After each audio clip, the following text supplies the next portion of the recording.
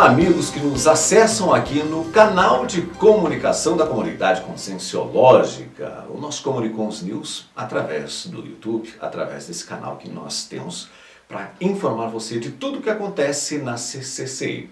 Começamos falando sobre a teoria e prática da personalidade consecutiva, a chamada série Exologia. Vai ser o tema abordado na primeira semana de autopesquisa série exológica com o estudo do caso Emily Littré. É o primeiro Fórum Internacional de Série Exologia que acontece em Foz do Iguaçu de 20 a 29 de setembro.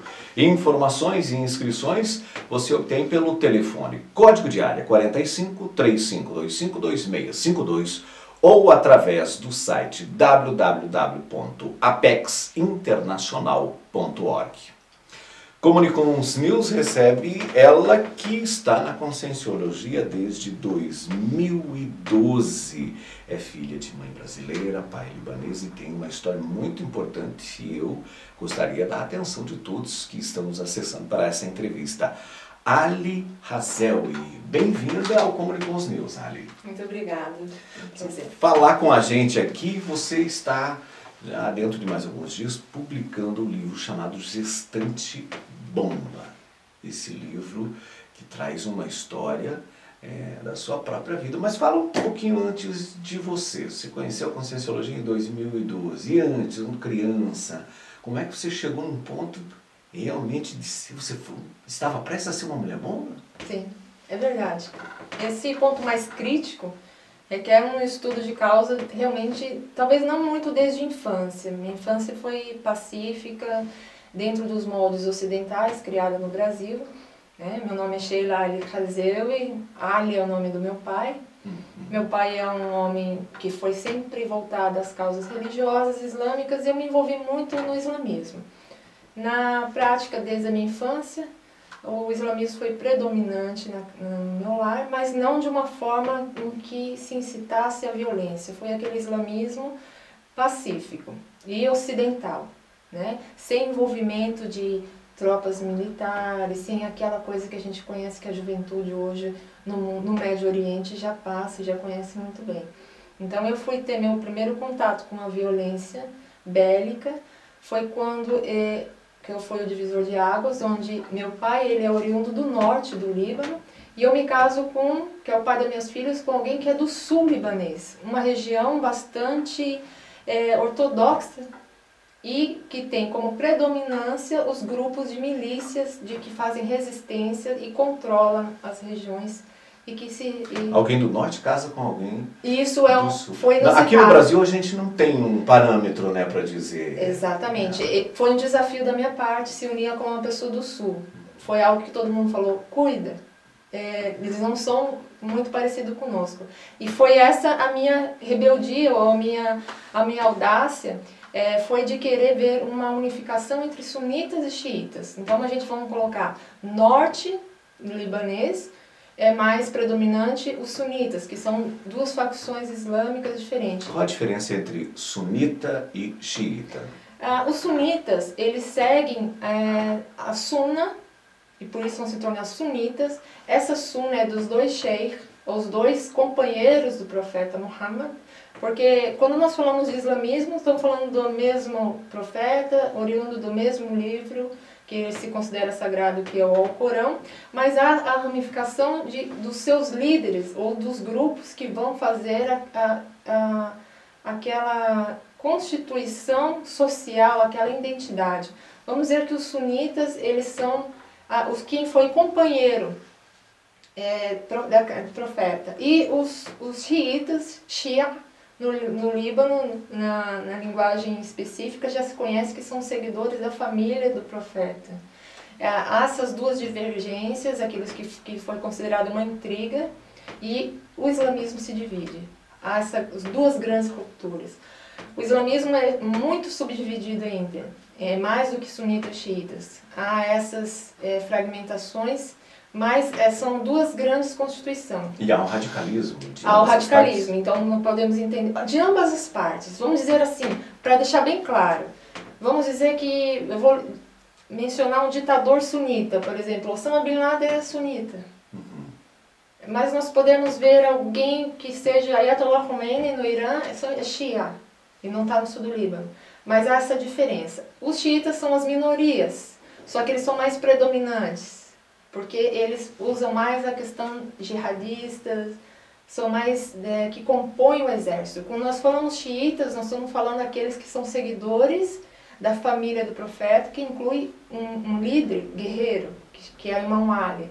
Então, esse estudo de descendência toda é que às vezes as pessoas no Ocidente não têm muito acesso para se acessar essas informações, porque ela vem de cunho religioso. E ali, até se chegar a uma conclusão, para fazer até mesmo um prognóstico hoje atual, é necessário ir muito na raiz da constituição entre essas divisões, macro-divisões, na qual foi essa ruptura islâmica, para se entender hoje o islamismo atual.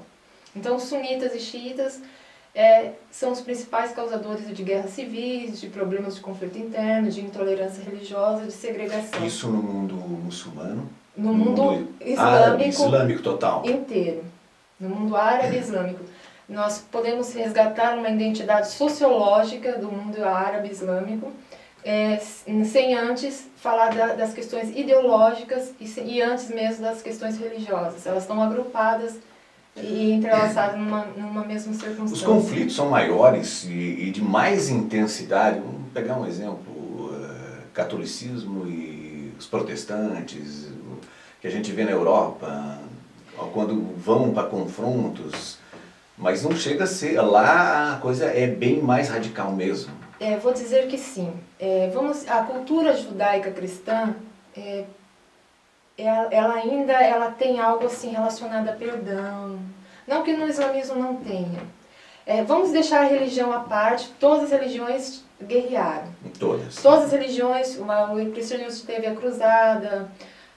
Hoje mesmo, se for falar por questão religiosa, Israel é um grupo ainda que está causando genocídios a palestinos. Por motivos religiosos, houve grandes guerras.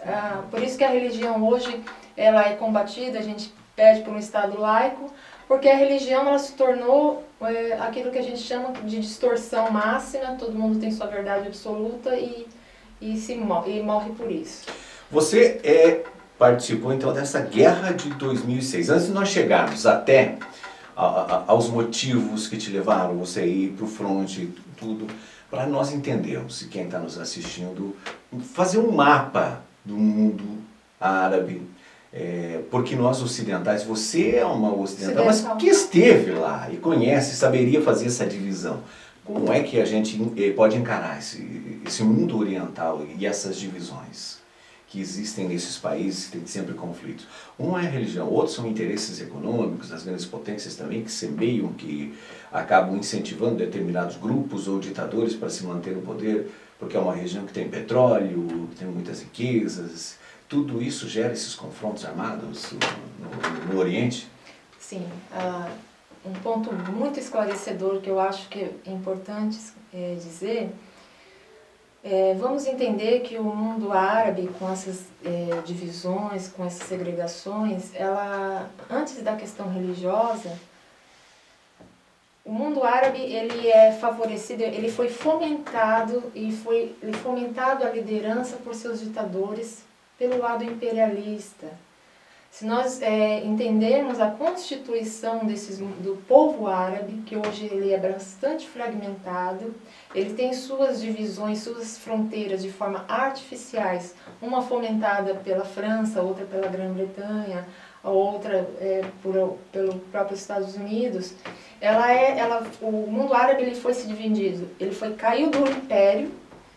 Quando houve a queda dos dois impérios, os principais impérios islâmicos, que por acaso foi bastante corrupto, foi um império que não trouxe benefício e vantagem alguma, embora deixou sua contribuição para o mundo, mas é sempre envolvido com muita opulência, muita riqueza. Vamos dizer que o que foi implementado, até mesmo pelas próprias forças externas e pelo próprio imperialismo que nós concebemos hoje, foi essa volta mais polida de império, mas assim, que eles alimentassem um ditador para oprimir seu próprio povo. Então, as causas do mundo árabe, ela não recai só nas questões externas, mas de como age o mecanismo e a engrenagem dentro do seu próprio povo. Então, gerado por uma grande vaidade, é fomentado um ditador, e na qual esse ditador é o que massacra o seu próprio povo. Nós costumamos enxergar o mundo árabe como uma situação, como um povo amorfo, como um povo que não tem vontade de evoluir nas formas ocidentais e nas formas democráticas. Isso é uma inverdade. Nós costumamos ver o povo à sombra do seu ditador, mas é porque ele está ali sufocado, sem nós termos acesso, sem a ONU às vezes intervir, porque eles estão ali, eles estão sem declaração pública dos seus direitos, sem a necessidade básica da informação, na qual é vetado para eles algum tipo de informação que a mídia também ocidental não passa. Então, o que nós podemos conceber é que teremos que desconstruir essa imagem que nós temos e entender que ali não existe um povo que é muito bélico a ponto de invadir o mundo e o Islã conquistar além de fronteiras como existe. Às vezes eu sou procurada e falo, Sheila, os árabes vão conquistar o mundo. Eu falo, quem dera, mas assim, não é possível, eles são fragmentados, eles são uma sociedade bastante patológica que precisa e necessita de uma compreensão. A partir do momento que eles forem compreendidos, nós vamos poder ajudá-los, porque eles também não conseguem se autoajudar. Eles saem do império que desfavorece bastante, e entra num mundo de divisões territoriais que dá um pseudo-poder para cada um dos seus ditadores continuar naquele processo. E junto disso vem a religião, vem as etnias, tudo a ideologia, para desunir eles. Isso. Aí vem a fórmula, eu digo que é a fórmula sionista, que é dividir, enfraquecer e dominar. Então, aos poucos, já estão com a Palestina, Líbano é palco da vez, e assim sucessivamente. Eu creio que a guerra pelo petróleo já passou. Podemos dizer que a partir de 1970 realmente fizeram guerra para o petróleo, alguma coisa assim. Hoje em dia as alternativas mais autossustentáveis estão mudando esse fator. O mundo árabe que só tem petróleo, como os árabes peninsulares, eles estão fazendo edifícios arranha-céu muito grandes para que vivam mais de turismo. Eles querem ser receptivos, Dubai, alguma coisa assim, só que é uma área ainda que é hostil e que há pouco acesso, há pouca informação. Dificilmente alguém vai se arriscar a fazer um tour no país árabe, porque também fica, o vínculo fica totalmente assim, claro, a difamação das mídias ocidentais de que os árabes não são bom comportamento ou não são referência de um roteiro turístico. Foi pintado para o Ocidente uma imagem totalmente diferente. Muitas vezes existem ocidentais, eu já presenciei isso, que tem uma imagem totalmente distorcida, que quase não vê como um ser humano. Exato. O árabe, dotado de sentimentos, de fraquezas, de vontades e de sonhos até, né? Sim. E como que você chegou na guerra? Aí você acabou casando com uma do norte, com uma do sul, com a do norte, desafiou os conceitos. Eu acho que se eu tiver que resumir a minha sobrevivência, é para dar espaço à gestante bomba falar. A gestante bomba é uma pessoa que vai fazer empatia com a pessoa que está aí do outro lado recebendo a notícia, de que essa gestante bomba, ou seja, aquele meu candidatar a fazer um ato extremo, é algo que nós vamos tentar compreender juntos, porque cada vez que eu falo do assunto, é um assunto que move muitas emoções, me repercute muitas sensações. Nós estamos tratando de um caso real, né? Quisera eu aqui poder inventar um personagem e falar sobre ele. Então, assim, vamos falar de gestante bomba e fazer empatia a essa gestante bomba, mas não pelo lado nosográfico, não pelo lado ruim. Para humanizar essa gestante bomba, para humanizar essa pessoa que estava à beira de cometer e mostrar e dar mais credibilidade à opinião ocidental de que, nossa, realmente são seres impensantes, são seres belicosos, ou que não têm a humanidade. Não, é que o contexto da crise, ela é muito, que desfavorece demais. Então nós passamos, eu fiquei muito tempo sem me alimentar, eu fiquei muito tempo sem acesso às necessidades básicas. Vamos entender que quando eu estava sofrendo a guerra, e sofrer a guerra significa a cada dia você piorar a tua condição humana a ponto de perder a sua condição humana. Isso você estava morando Isso eu estava morando no Líbano. Até então, a gente sabe que o Líbano não é um local favorável, é sempre o palco de guerra ou de conflitos. E teve esse conflito na fronteira e uma relação muito... Que para nós aqui é conhecido como, lembrado como a Guerra de 2006.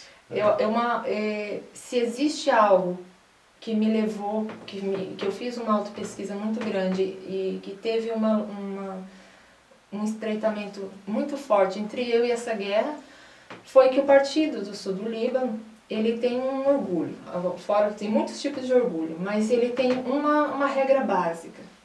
E ele falou para Israel, nós não vamos permitir nenhum soldado, nenhum elemento nosso nas suas prisões. Enquanto isso, os palestinos estão mais de 10 mil palestinos nas prisões de israelenses. E o sul do Líbano, que é um partido chamado Hezbollah, partido, e Allah, partido de Deus. Hezbollah é o partido que controla a região sul do Líbano, que são xiitas. Eles pediram para Israel devolver um dos seus prisioneiros. E um dos seus prisioneiros, na qual Israel não quis devolver, porque foi acusado de espião, e estava infiltrado dentro de Israel, porque é, de fato, uma pessoa muito ligada à família do meu marido, ex-marido, na época meu marido. E isso houve esse conflito. Então o que acontece? Israel, eles fazem sempre a operação ali na fronteira, e naquele dia Israel sofreu uma emboscada pelo partido libanês. Ele permitiu, Israel foi ingênuo na patrulha. Nós temos que entender, quando a gente fala de Israel, nós estamos falando daqueles jovens que são treinados para serem o melhor exército do mundo.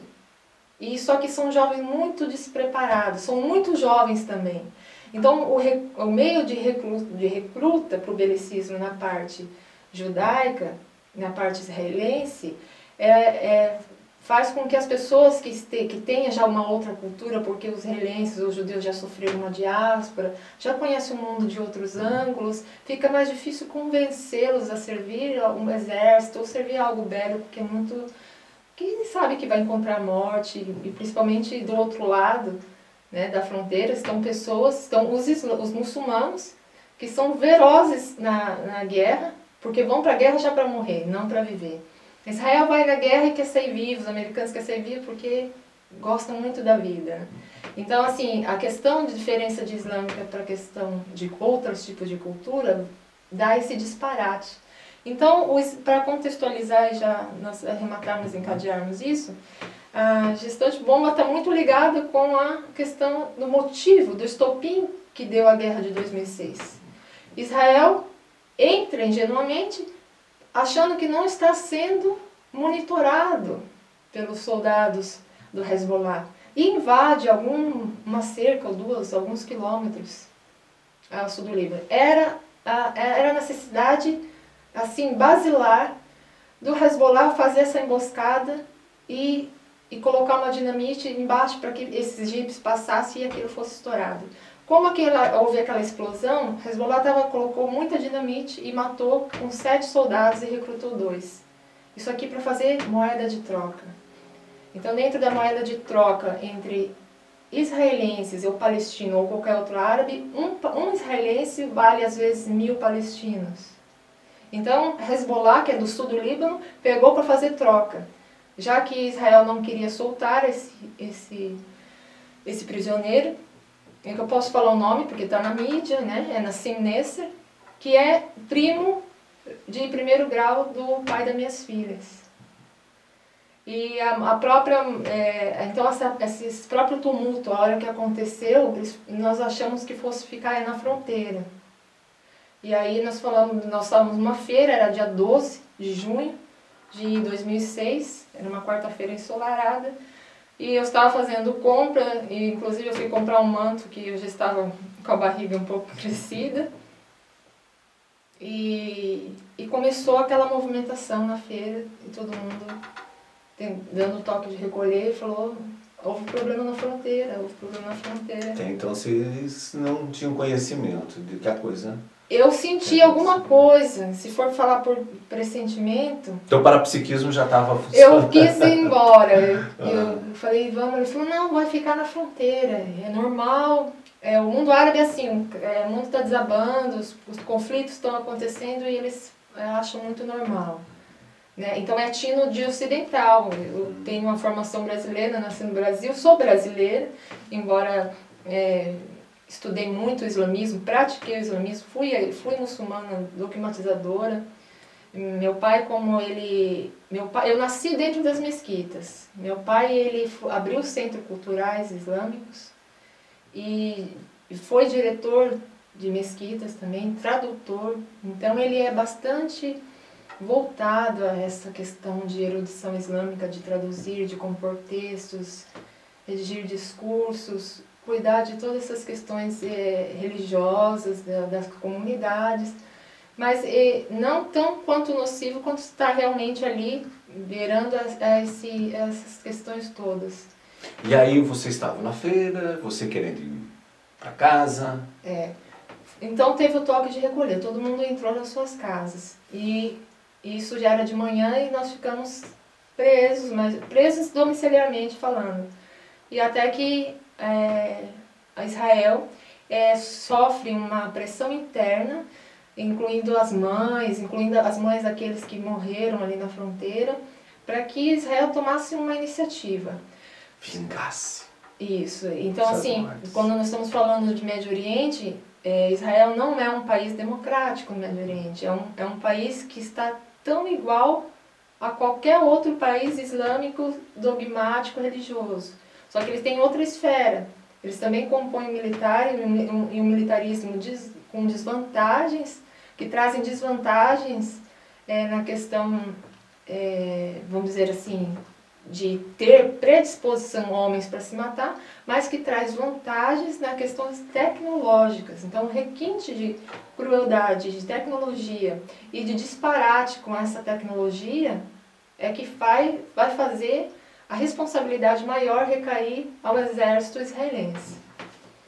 E aí o que acontece é que o parlamento, que eles se ajuntam, e Orma, na qual era o primeiro-ministro, chama de retribuição na justa medida.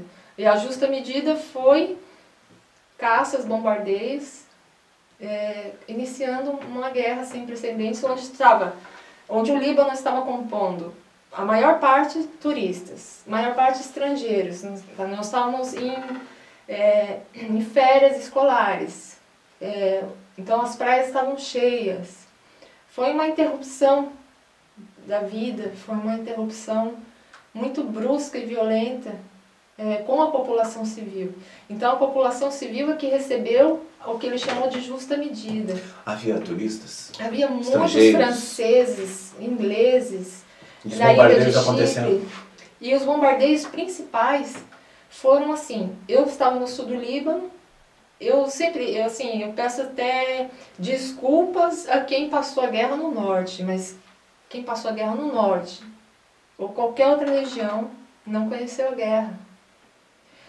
Os primeiros ataques vias aéreos foi para cercar o sul do Líbano. Nós fomos cercados, então todas as avenidas foram cortadas, as luzes, não ficamos sem energia elétrica. Porque lá estava quem matou os 7 soldados. Ali estava o grupo do Hezbollah. Então, é claro que o Líbano inteiro sofreu a guerra, mas o sul libanês, e eu estava na cidade, é que nem se falar de Saddam Hussein, onde nós sabemos que Saddam Hussein no Iraque não estava em Tikrit, mas a cidade natal dele foi bombardeada porque isso aqui é uma moral de guerra. destruir a cidade natal do líder do grupo. E eu, infelizmente, estava morando na cidade natal do líder, que é uma cidade chamada Al-Bezuri, no sul do Líbano. Então, por questão de honra militar, o primeiro foco de massacre e de ilhamento e de isolamento foi essa cidade. Então nós não tivemos fuga. Dentro de um ponto de vista de guerra, está no sul do Líbano. E está numa região onde você está na cidade do líder do partido oposto, é realmente algo muito, muito sacrificador, muito difícil. É ser o alvo a ser eliminado. Exatamente. E aí foi aí que eu vi o que meus olhos achou que não fossem ver. Independente da minha filha, às vezes eu fico, não é pelo foco só da minha filha, achar que ali ela ia dessomar, que ela ia morrer. Mas a todos os tipos de pressões e todos os tipos de angústia vivido entre as próprias armas químicas, como ela causa efeito alucinador. Só para contextualizar, você morava nessa cidade? Eu morava. A cidade... A sua casa ficou ilhada e aí começou uma guerra. Falta tudo. Falta água, falta luz, falta comunicação. Ali nós vamos por fim do mundo. Começou a faltar comida também? A comida, nós não tínhamos, como era verão, nós não tínhamos como assim prever essa guerra, não tínhamos mantimento. E mesmo que tivesse alguns mantimentos que nós tínhamos, ele logo se deteriorou. Porque nós tínhamos eu fiquei na fábrica de sorvete que era do meu sogro, nós descemos essa fábrica. Então assim, nós tínhamos uma boa quantia de alimentação, mas sem energia elétrica derreteu tudo. E alguns alimentos que nós deixamos fora, nós vimos que deterioravam muito rápido. O pão, com as armas que vinham, eles deterioravam, até mesmo se estivesse alguns segundos. Você falou de armas químicas. Foram usadas nessa guerra? Quando que começou? A arma química, ela foi usada de uma forma muito desproporcional. Desproporcional que eu digo, não sei se há proporção para a arma química, mas houve requintes de crueldades para a arma química. Uma das primeiras armas, há armas químicas e biológicas. Há essas duas diferenças. Vamos dizer que a arma química ela vai atingir e vai deteriorar qualquer vegetal, você como ser humano, e deteriorar todos os objetos que podem estar no local. E uma das químicas foi a bomba de fósforo branco, que ao inalar ela é asfixiante, ela resseca com todas as suas vias respiratórias, ela contrai o seu pulmão e você não passa, o teu oxigênio não chega à corrente sanguínea, e é onde você começa a ter vários tipos de alucinação, você começa a se debater, não ter como respirar mesmo, e acaba atingindo o seu lado neurológico. Então passa a ter vômito, passa a ter diarreia, passa a ter vários efeitos colaterais muito degradantes. E você ter esses efeitos colaterais degradantes sem poder ter acesso ao banheiro é o que nos deixava mais humilhados, uns perante os outros. De forma que morrer era um alívio naquelas condições. Então assim, tínhamos que nos recorrer a algo interno muito forte para que a gente tivesse condições e capacidades de sobreviver minuto ou segundos após segundos. Porque as armas químicas elas eram jogadas paulatinamente, cada vez maior.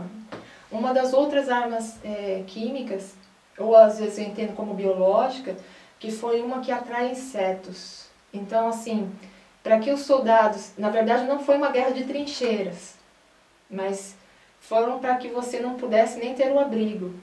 Então nos atraíram insetos para cima de nós com uma arma que parecia granulados. Nós sentimos aquelas sacas serem derrubadas do helicóptero Apache por Israel, onde atraíam insetos e que numa distância de você, não enxergávamos um ao outro de tanto inseto. Foi quando eu tive que mumificar a minha filha, passar muita roupa em cima dela, mesmo num calor abrasador, ou a própria guerra. Nós inalamos aquele cheiro ou aquele calor, e o calor do fósforo branco também é algo que queima, faz queimadura não exposta, que faz uma ardência nas subcutâneas e que te causa desconforto nos ossos. Esses efeitos todos fazem com que você te leve a duas causas. Ou que você realmente se precipite à morte ou se mate, né? Ou que você realmente, se você puder, você vai atacar o seu oponente. Então, gestante bomba, ela passou por vários processos, muitas crises de sobrevivência, numa região ainda mais hostil, onde ela presenciou muitas mortes, a morte de muitas crianças, de muitas pessoas, onde ela estava dolorida, queimada e grávida. E sem saber se ela estava grávida ou não estava. Porque a umidade entre fezes, urina e entre todas as outras coisas que na hora que se jogava bomba ou aqueles efeitos colaterais das armas químicas faz você ter toda a diurese, todo o espontâneo. Então você fica num estado de imundície muito grande. Você vai perdendo assim a sua condição humana, a sua dignidade. Então esse recorrer no seu lado interior faz você não sobreviver mais nem buscando algum tipo de recursos. Acho que um dos principais recursos para mim sobreviver foi realmente ser brasileira e saber aquilo não era para mim. Eu tinha algo dentro da guerra que eu falava. Eu sabia que existia um lugar para eu voltar, que meus pais estavam esperando. Acho que ser brasileira me fez sobreviver à guerra de uma forma incondicional. Mesmo sendo brasileira e tendo uma cultura, num país que a gente considera de cultura cristã, mas eu, embora não é cristã, porque eu sempre vivi muito dentro do islamismo, o islamismo foi apresentado para mim islamicamente de uma forma muito bonita. Meu pai, enquanto islâmico, ele nunca foi violento, ele foi um pai amoroso. Então, eu constituí na minha imagem infantil que o Islã associei bondade e islamismo. Homem bom islâmico, porque meu pai foi uma figura importante para mim. Eu não estava conseguindo compreender o que era toda aquela negatividade. Sheila, eu sei que, inclusive, para você, até com muito EV, mas são cenas que passam nesse momento, né, que voltam, que é difícil controlar a emoção e tudo, mas você está sendo realmente fascinante, contando isso, passando para todo mundo que nos assiste. E já deu para a gente sentir, leva-se a consciência ao mais baixo grau de humilhação, para daí tentar se resgatar de lá, ou a morte, ou então transformar realmente num reacionário, num ser que só quer a vingança. Exatamente. Porque nós temos assim, não existe, a partir do momento que você tem uma chance de salvar, se pudesse Israel ter um código de generosidade, de dar abertura para que os civis, na qual não tem nada a ver com a questão bélica, se salvasse, seria uma redenção para quem não quer se envolver com guerra. Então, a gestante bomba não tinha partidário ideológico, eu não fui recrutada para isso. A gestante bomba, ela se prestou a isso de uma forma desesperada, de bombas e desse colete de um soldado que já havia sido morto. Como é que foi? Vamos dizer que eu passei por 3 abrigos, até chegar num abrigo na qual o próprio Hezbollah, ficou com os últimos dos sobreviventes. E eu cheguei nesse abrigo que ele tinha mais favorecimento. Ali eu tomei alguns goles de água e pude abluir a minha filha. Estava você e sua filha? Sim. E você prestes a dar à luz? Não, eu não tinha, assim, não havia recursos. Vamos dizer que eu não esconderia. Mas não estava no 8º mês de gravidez? Não, eu já estava formando 4 meses de 4 gestação. meses. Muito no início, por isso que eu não sabia que a minha barriga estava muito empedrada, o medo das bombas. Nós estamos falando de vários tipos, de bombas químicas é um dos efeitos. O estrondo das bombas incendiárias, que também é uma das bombas proibidas, porque mas ela foi produzida em Harvard, e todas essas bombas elas são produzidas em laboratórios, as bombas químicas, e é isso que a gente chama dos cientistas do mal, que vão lá e manipulam substâncias que vão fazer gás mortíferos e várias consequências. Algo que eu achei assim, que eles usaram de deboche com o mundo islâmico ou com o mundo árabe, foi uma substância corrosiva que foi jogada nos carros que estavam fora, descobertos de garagem. Essa substância o que fazia? Fazia que quando a pessoa engatasse e acionasse a ignição para dar partida ao carro, esse carro explodia.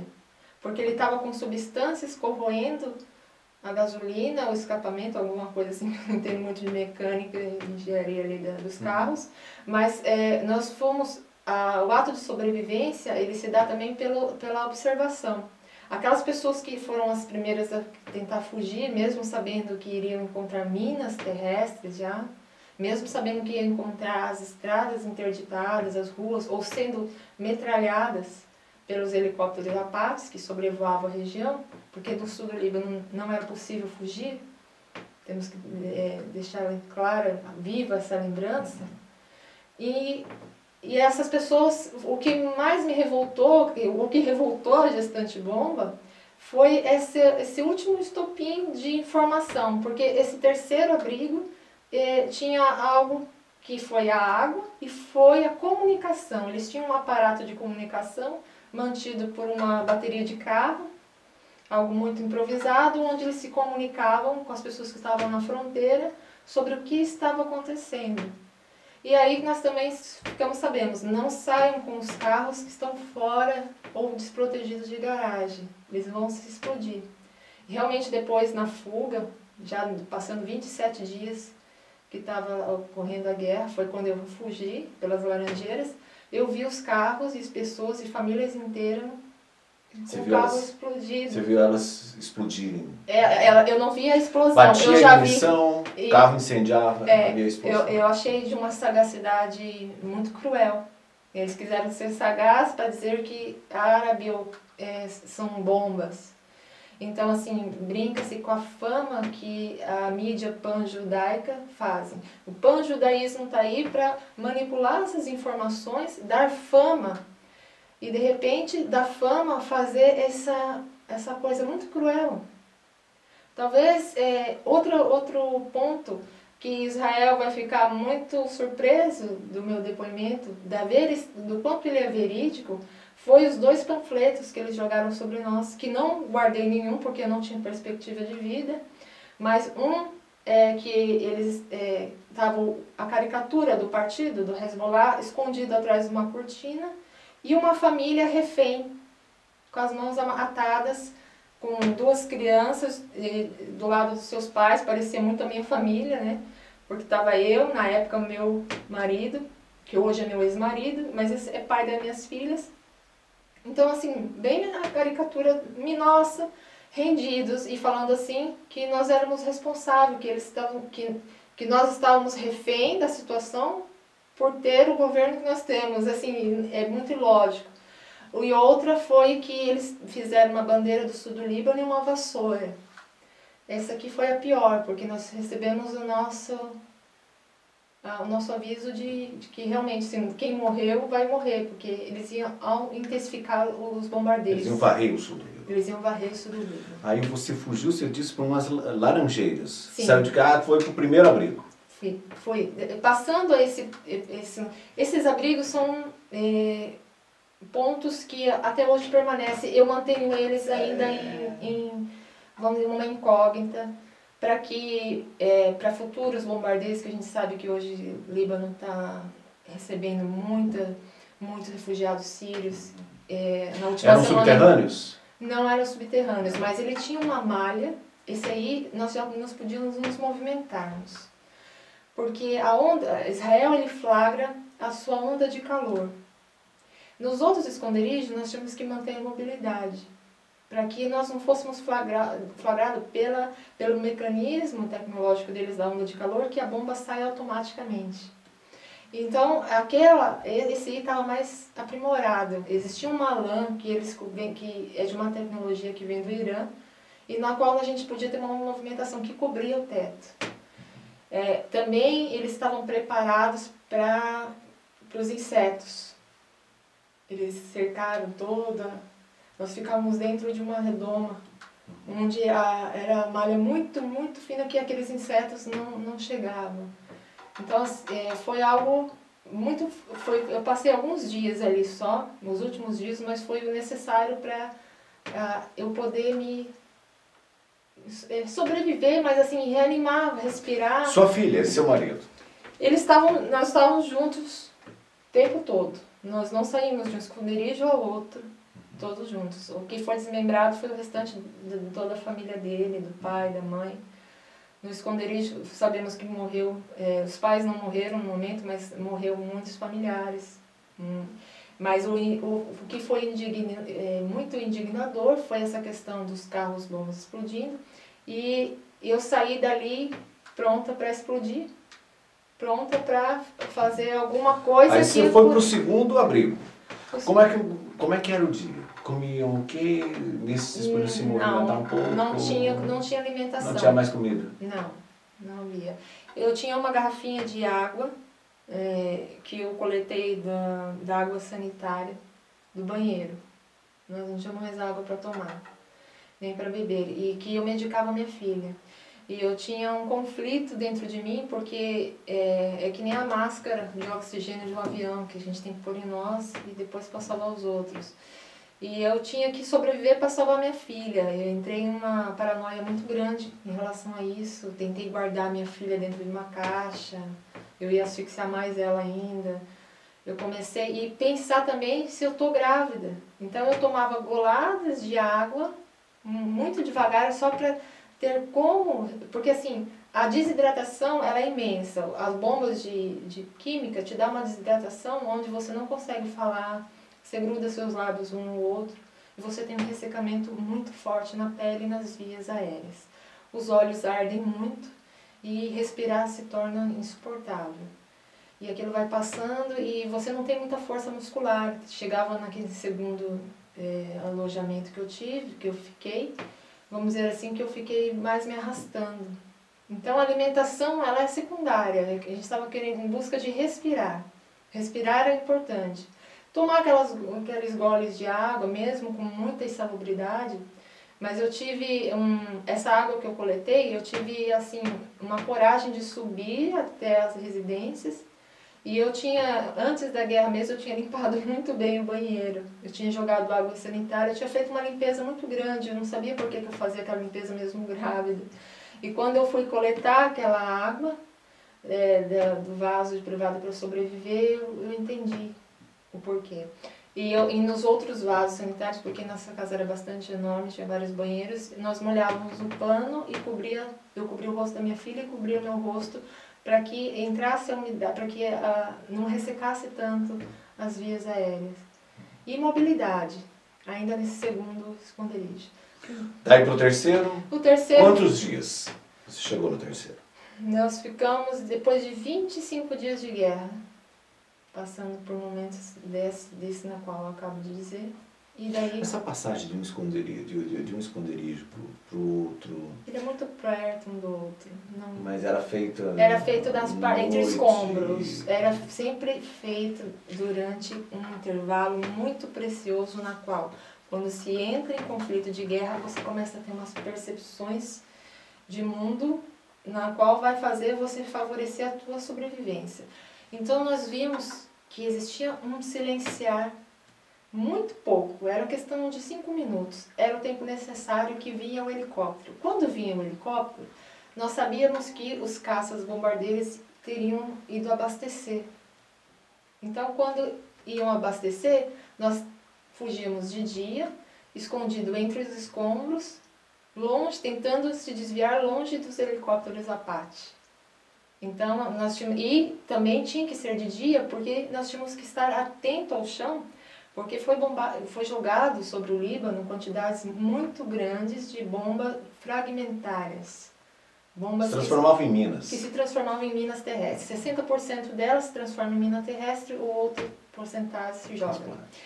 Então, só que as armas químicas da bomba cluster, da bomba fragmentária, foi muitas toneladas e foi armamento que Estados Unidos deu a Israel e armamentos que a gente pode dizer que foram vencidas, estavam vencidas, então muitas não explodiam.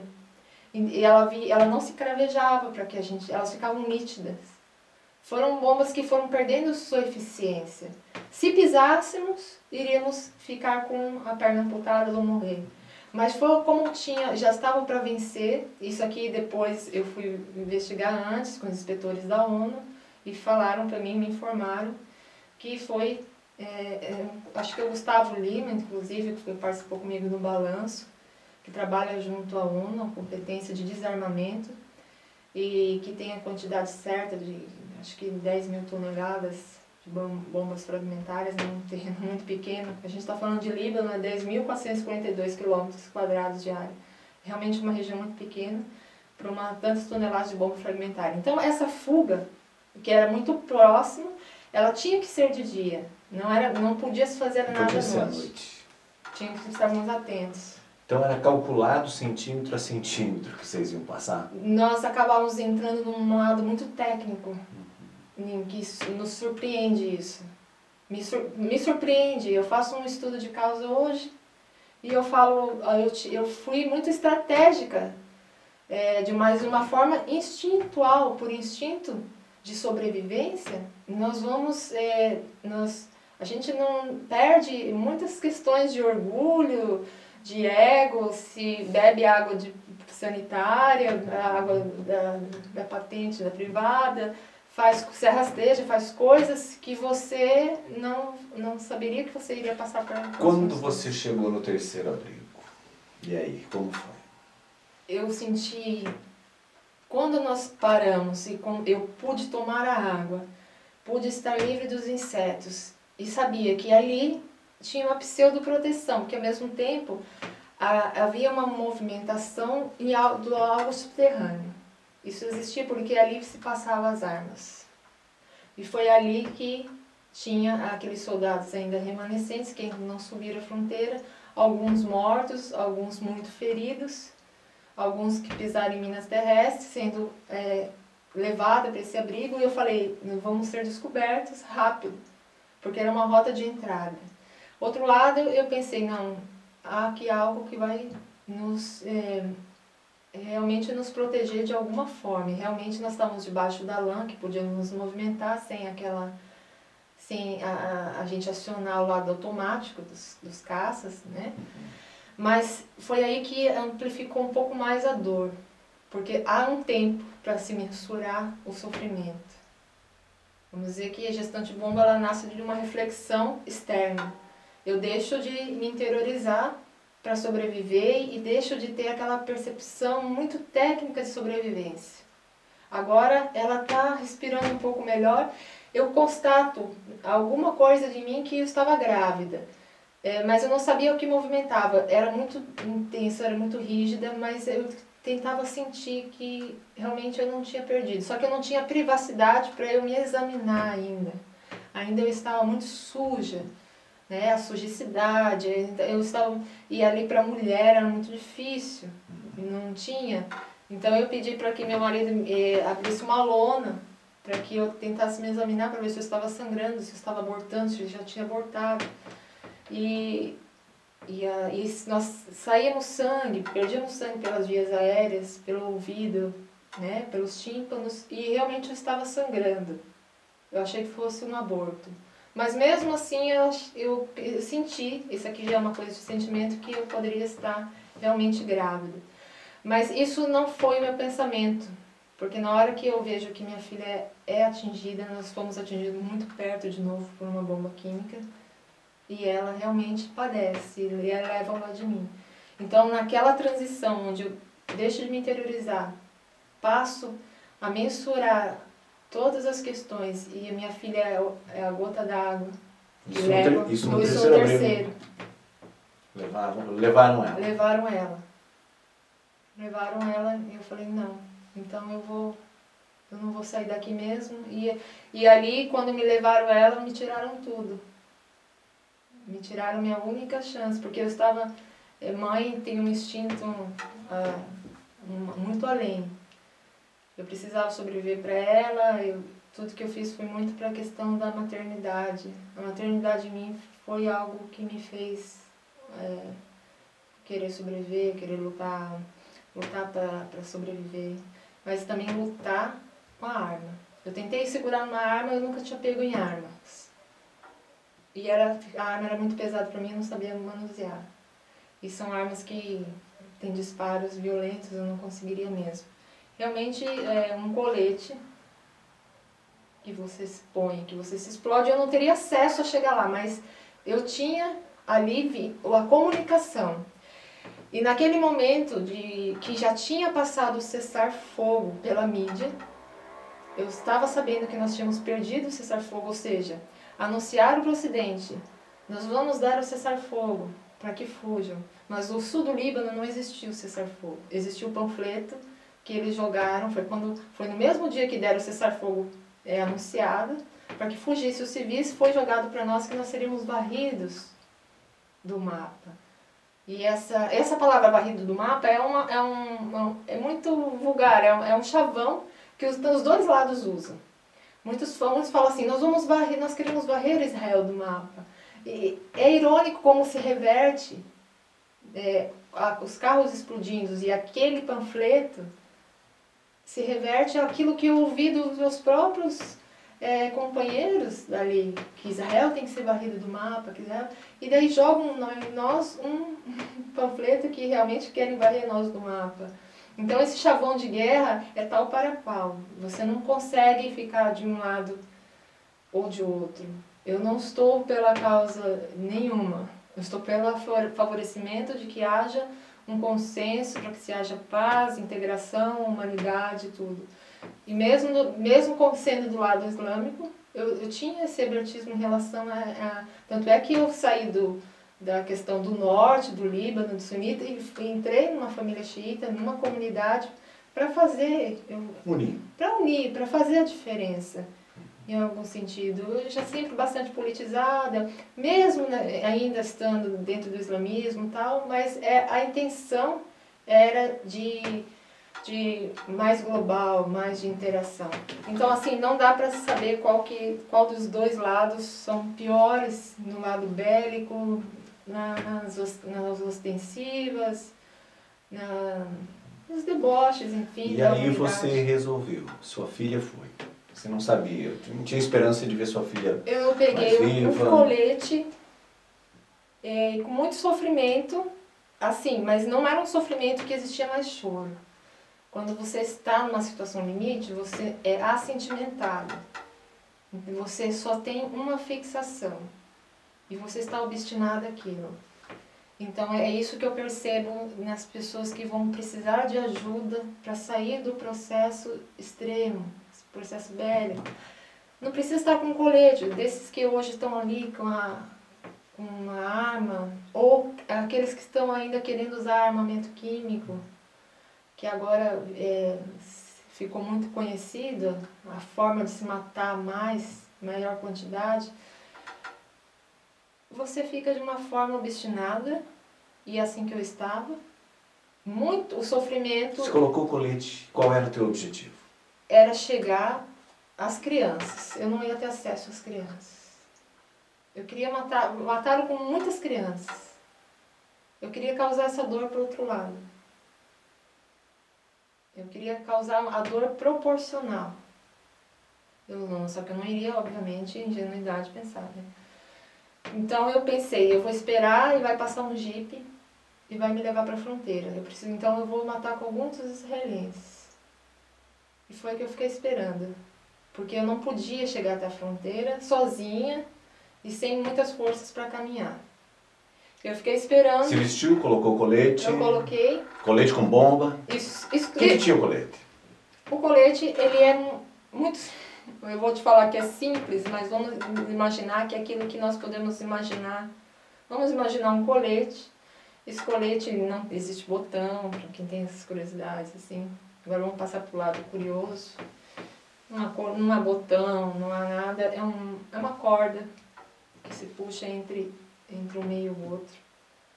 É um colete que ele chega a ter um peso, na qual realmente cansou minha estrutura de colocá-lo. E foi um colete de dos soldados que estavam ali, que estava assim, fora de uso, fora de questão. Não se sabe se foi abatido, o que foi acontecer com esse soldado, mas levaram ele eu acho que foi um soldado, inclusive, que respirou arma química, muito, muito próximo. Foi algo que não explodiu, que não explodiu ele e que ele não pisou em mim, né? Eu suponho que ele foi socorrido, porque dentro desse esconderijo tinha aqueles que estavam sangrando e aqueles que estavam realmente mortos por asfixia. E esse eu pensei comigo que por estar inteiro, o colete está inteiro, está assim de uso, ele foi morto por asfixia. Então quando eu coloquei, eu queria chegar até um local. Chegar até o local não era possível. Mas como ali a gente estava lidando com o impossível, eu fiquei esperando. Isso aqui sozinho estava, não estava na companhia de ninguém que estivesse, ninguém do meu ex-marido, meu marido na época, ninguém me recrutou, ninguém falou para mim sobe. Mas quando eu... Foi uma decisão só sua? Minha. De vingança? Foi, de muito ódio. O ódio, eu digo que é uma dos sentimentos que ele precisa até ser compartilhado. O ódio é um dos sentimentos dos piores que o ser humano pode ter, mas ele é algo que ainda dá força, uma força muito ruim, uma força contaminadora, um sentimento muito patológico. Eu tinha que estar assim muito, muito no meu limite mesmo para eu tomar aquela decisão. A verdade é que viver para mim não mais adiantava. E mesmo que eu pensei comigo, se morreu minha filha, que foi o fim de tudo para mim também, mas fora todas aquelas agressões que eu já estava sofrendo, com muita baixa criticidade, com aquela... Eu pensei, ainda assim, passou algo na minha cabeça. Eu senti passar em mim toda a minha infância. Lembrei da motoca que eu andava, lembrei da minha escola, passou para mim meus pais, minha mãe, meus irmãos, e toda a minha infância passou até que eu chegasse ali. Eu achei muito interessante, muito amparo a sua pergunta logo no início, como foi sua infância. Então passou para mim, eu acho que foi um ponto de interiorização minha. Não foi um pensamento que eu acessei voluntário, mas a minha vida foi feita uma retrospectiva involuntária e eu fui pensando tudo isso. E de repente eu vejo andando na minha frente, agora é questão parapsíquica, no para-olhos, na para-percepção mesmo, a passos largos, um homem foi se projetando, eu não digo projetar, mas para mim era muito, muito real, andando a passos largos. Eu pensei que ele fosse me atropelar, porque ele vinha bem em minha direção. Homem alto, grande, com vestimentas daqueles rata-agar, aqueles que usam na cabeça, de beduínos árabes. E essa imagem me era familiar nas parapercepções, porque era muito parecido com o meu avô, o pai do meu pai, que usava isso. E quando eu vi essa imagem, se projetou acima de mim e não vi mais. Então foi aí que eu fiquei tanto paralisada. Você estava no ponto, esperando o Jeep vir te esperando qualquer um que passasse, algum veículo, que fosse uma moto, qualquer coisa. E aí me veio a ideia de que eu tinha que voltar e enterrar minha filha. Eu não queria ela embaixo das lonas. E é como se fosse meu pai me pedindo fazer isso aqui no Brasil. Não, até eu mesmo quis ver ela. Eu falei, não, eu vou procurar o corpo dela antes. Foi quando eu volto, aí eu tiro o colete. O colete que você tinha pegado por decisão sua, que ninguém estava sabendo. Ninguém estava sabendo. Tirou. Escondi, coloquei um papelão úmido ali por cima. Aquele papelão ele estava úmido porque eles estavam jogando tinha uma substância que o partido usava para descontaminação do que era preto. Tudo ficava, nossa pele ficava muito enegrecida com as fumaças, essas coisas todas. Então aquele papel, eu peguei aquele papel e cobri. Pode dizer ainda, esse colete é meu, ninguém pega. É meu livre-conduto, é meu passaporte para a morte. Porque eu já tentei outras formas, assim, não teria outra forma nem de... antes disso eu tive um acesso de raiva muito grande quando levaram minha filha de mim, que eu dei muito chute entre as grades. E esperneei muito, e sofri muito. Quem que levou? E gritei muito. Levaram pessoas, mulheres comuns, normais, homens, não era o pessoal do partido, não era inimigo. Levaram para tentar salvar. Levaram para tentar salvar, mas eu entendo. Eu já acompanhei mães, outras mães, que estavam tentando, chorando, pranteando igual, e ela sempre recebia a mesma palavra: nós vamos cuidar dela. Eu presenciei casos em que o pai falava assim: não, foram levados para o hospital, e eles tinham ocultado o cadáver das duas filhas dentro do carro, escondia para a mãe. Não levaram para o hospital. E eu sabia que estava ocultado o corpo. Então era para que as mulheres, principalmente, que são mais sensíveis à questão da maternidade, não que o pai não sofra a morte do filho, não vou tirar essa condição, mas a mãe, ela vai ter um aspecto um pouco mais, né? E aí você mais voltou ruidoso. E eu voltei. à procura da sua filha. E aí eu não encontro. Supostamente ela teria sido realmente levada a um subterrâneo, alguma coisa assim. Mas eu chamava muito pelo nome dela. Se bem que Fátima Zahra é um nome que é dado à filha do profeta Muhammad. É um nome religioso. Na verdade, Fátima é um nome universal para todas as religiões. Bem conhecido. Mas é também um nome bem específico, islamicamente falando. Mas mesmo assim, havendo muitas Fátimas, eu chamo por Fátima muitas vezes. E eles me identificam, ligam. Eles falaram assim: espera, vai vir, ela tá filha de mim. E que vem o meu ex-marido e traz ela. E realmente ela estava ainda com a extremidade ainda roxeada, mas ela tinha renascido, ele realmente tinha salvo. Então eu desisto, vendo aquela imagem que se projetar em mim, vendo tudo aquilo, eu desisto de voltar para aquele corredor que eu tinha passado, para aqueles escombros, porque eu tive que me afastar bastante daquele local. Eu passei por meios que realmente deixei ali escondido. E estava tão bem escondido a ponto também de nenhuma outra pessoa usar. Mas eu já não tinha. E aí viu sua filha, mudou tudo. Mudou tudo. Eu fui para a sala do colchonetes e falei: agora eu vou esperar a morte vir aqui, até nós. Então eu não me desgrudei dela para que, se a gente tivesse que respirar algum gás, a gente respiraria juntos. Se tivéssemos que ser bombardeadas e o teto cair, cairíamos juntos. Mas aí foi que realmente, mesmo assim, e foi muito intenso. Aí depois, já no outro dia, aí teve bombardeios fortes, mas só que foi um dia que eu esperei assim muito calmamente. Foi uma noite que eu esperei muito calmamente. Foi quando eu não me sobressaltei com os medos do bombardeio, me tranquilizei com ela. A imagem desse possível avô seu, o amparador que chegou até você e te trouxe também um outro tipo de energia que te deixou me mais... trouxe um acolhimento. É uma energia que até hoje, em dinâmicas que há pelo SEEC, o professor Valdo Vieira, numa conversa, disse, por eu ter dito para ele que como ele é vestido na cabeça, ele disse que seria um tuareg, um amparador chamado tuareg. Eu fazia esse entendimento que seria algo meu avô tal, mas ele deu a palavra tuareg como um amparo, como algo que teria me iscado do processo, pinçado do processo bélico.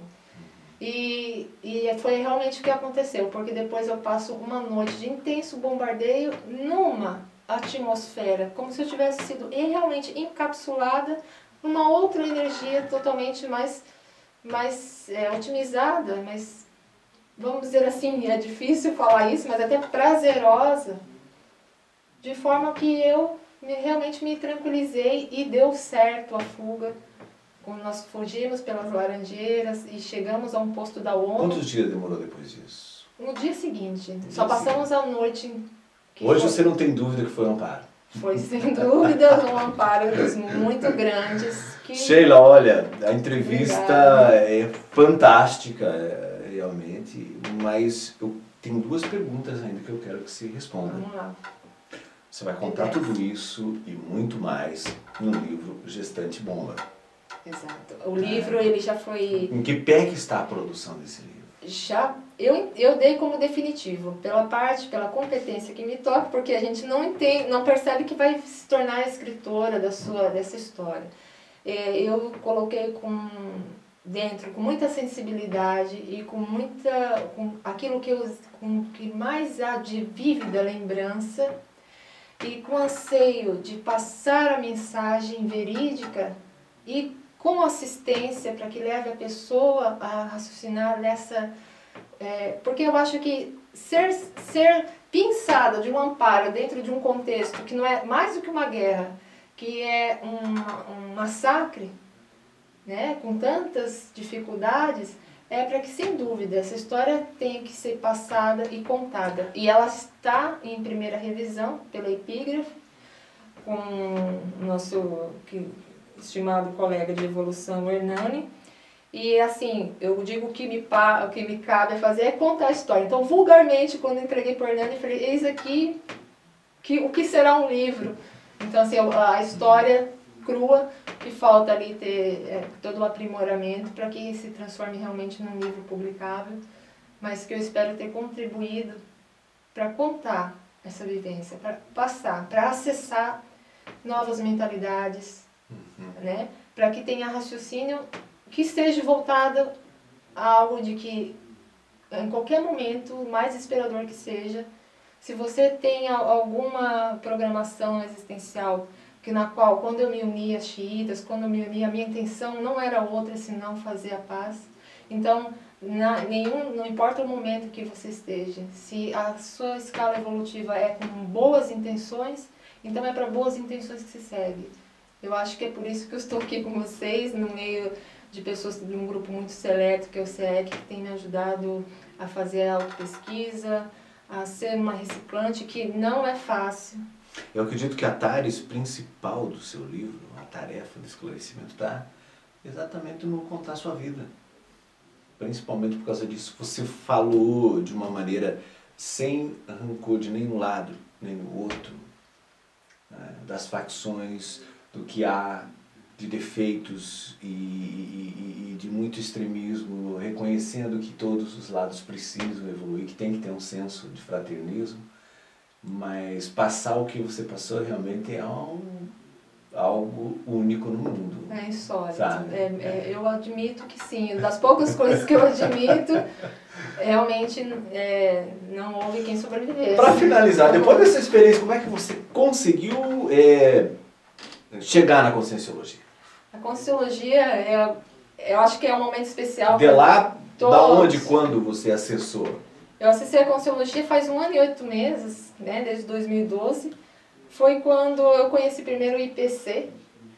E no IPC eu conheci uma amiga evolutiva, na qual foi minha professora de assistenciologia, que é a Aline Niemeyer. E no livro eu conto um capítulo que chama Café com Tares.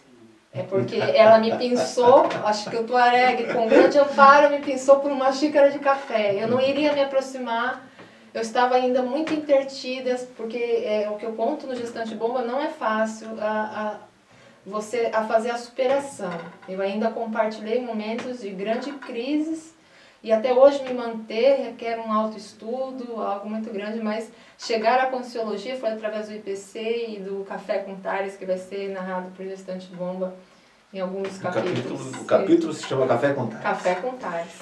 Sheila, muito obrigado. Eu que agradeço. Um forte abraço para você, realmente que é um grande exemplo. E esperamos que você, tendo outras oportunidades, venha nos contar histórias muito mais alegres, inclusive, sobre a Conscienciologia e sobre a tua vivência nessa existência aqui com a gente, tá? Muito obrigada pela sua boa intenção em trazer à baila esses assuntos que são bastante peculiar e que a abordagem requer de uma estima muito grande, como foi da sua parte.